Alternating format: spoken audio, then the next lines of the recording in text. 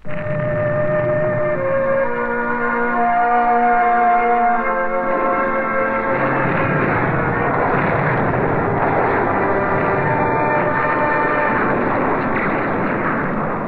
War I had been a savage conflict, the most costly the world had known.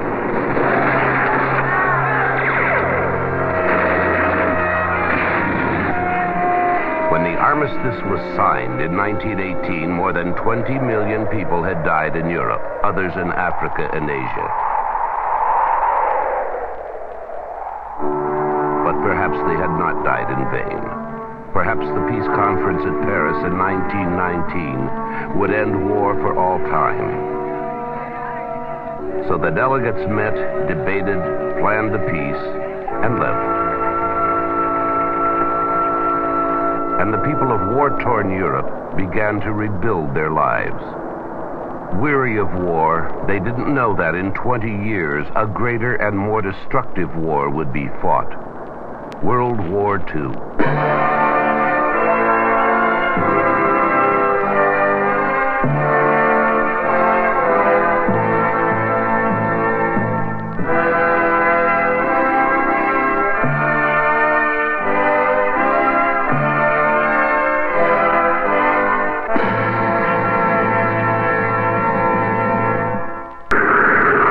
Perhaps the seeds of World War II were planted at the end of World War I at the Paris Peace Conference.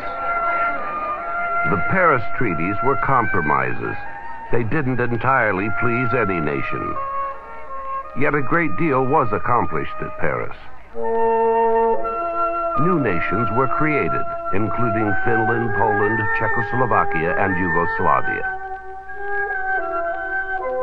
So the peace brought an important change. Suddenly, people who had been subjects of great monarchies became citizens of smaller nations, some of which were democracies. Even the new German and Austrian governments were democratic. In the United States, memories of the war were erased by the Roaring '20s. In England, Germany, France, and Russia, recovery started to take place. Japan's Emperor Hirohito traveled to Europe as a goodwill ambassador. His country's delegates joined others at the League of Nations.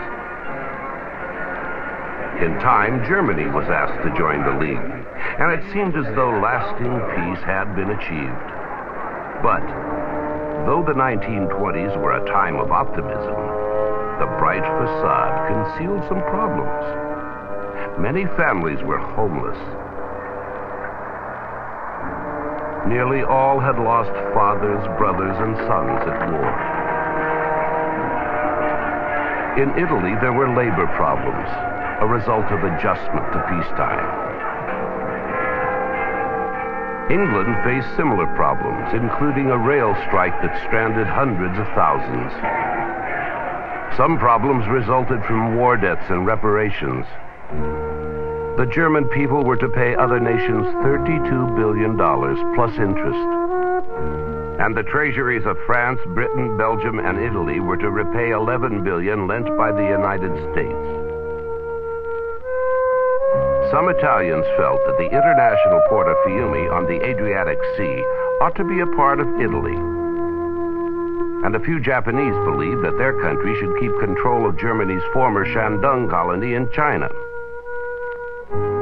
While most Germans were struggling to meet their country's post-war obligations, a dissident minority was organizing to oppose them. Other nations besides Germany, Japan, and Italy had trouble regaining stability. Yet these three would fail to resolve their problems and would turn to dictatorship and aggression. Italy was first, with a wave of post-war nationalism. When the rightist Gabriele D'Annunzio invaded Fiume with a ragtag army of adventurers, many Italians approved. Beginning in 1919, some right-wing Italian military leaders and civilians gathered under the leadership of Benito Mussolini. This ambitious politician organized the Fascist Party. Fascists were dedicated to increasing Italy's prestige, to breaking strikes and demonstrations which they blamed on communists, socialists, and union members. The most important cause was the post-war economy. But Mussolini's private army, the Black Shirts, dealt with the situation by brutalizing strikers and killing their leaders.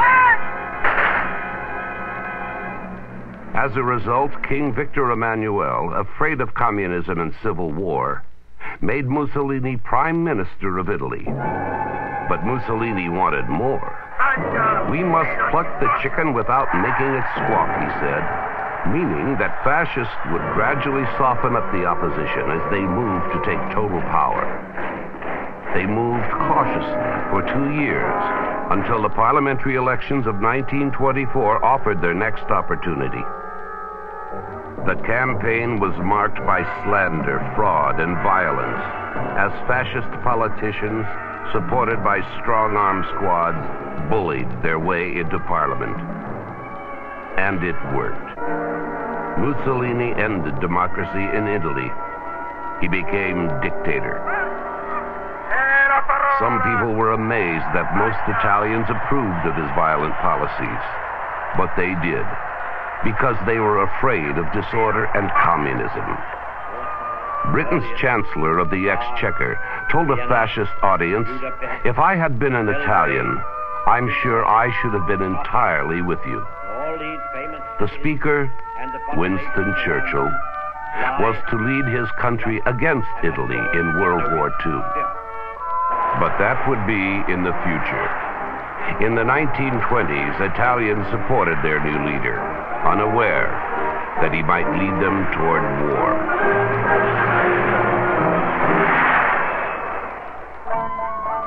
These events may have seemed far from the Pacific Islands of Japan. The Japanese were building a democratic government, adapting European and American ideas to their traditional ways. They were the strongest nation in the Western Pacific. Japan maintained an army and navy, reduced in strength since the war.